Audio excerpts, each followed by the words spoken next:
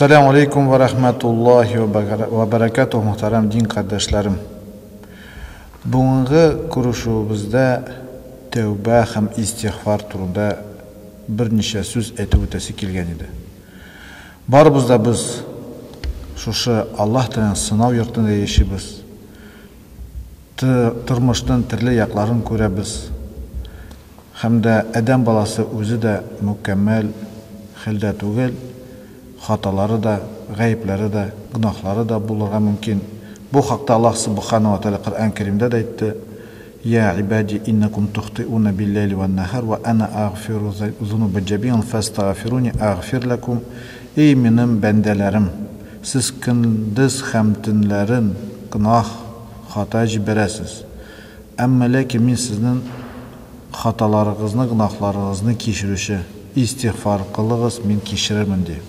İyi. Elbette adam balasına tövbe etu, Rabbisine kulların көтеріп, estağfirullah deyip etu, onun cireğine, onun köngülüne cingirlik getire, hem günahlardan paklana Allah. Lakin bu sözünü dürüst anları gerek, men bugün günah hata işlimde ertege tövbeye kelirmen deyip tugul. Umumen adam balası hata jibere.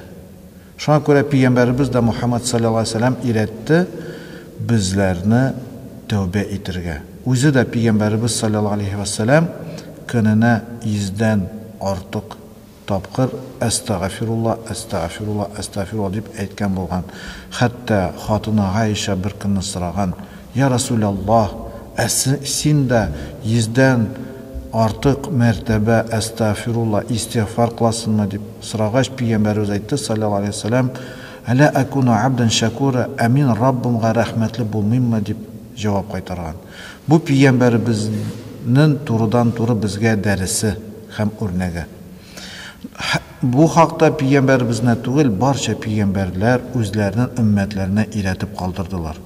Mesela Nuh aleyhisselam tufan kişirgen kümede kıtılgan şu tufandan Peygamber öz halkına mındı sözler etken bulgan.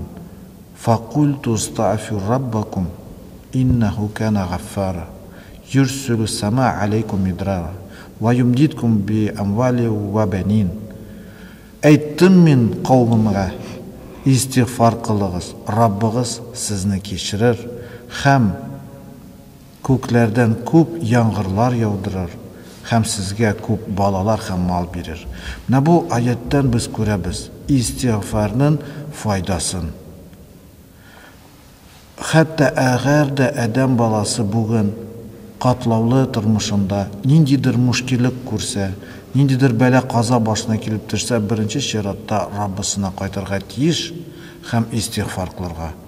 Ol vakitte özün hatta infark ya başka nidir avralardan da saklap kala ala deyip eyte alimler. Ne bu ayette de göremiz Nuh aleyhisselam kavmin iretti nişik bu dünyadağı avırlıklarını keşirge bir, ikinciden boylıkka hatta rizikka da imillikka, mullukka erişirge usulunu iretti.